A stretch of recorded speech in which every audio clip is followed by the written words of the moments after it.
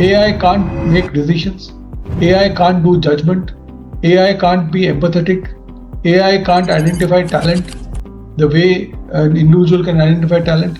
It can help you in the process. It can sift the applications, rewrite the text and rewrite the arguments and rewrite the CV and all that it can do. But it can't take a decision. Technology is meant to serve people, not the other way around. We are now following the other way around principle, that indiscriminate firing of people, removal of talent, removal of layers, right? Simply because we believe that the jobs can be done by AI.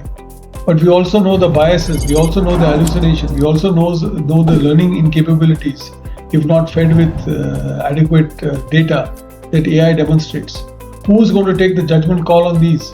It's not going to be AI itself, it's going to be the CHRO. The CHRO then has got the right kind of equation with the management team, then he can voice it. So the CHRO certainly cannot be replaced if he's got a business centricity, if he's got a strong technology understanding.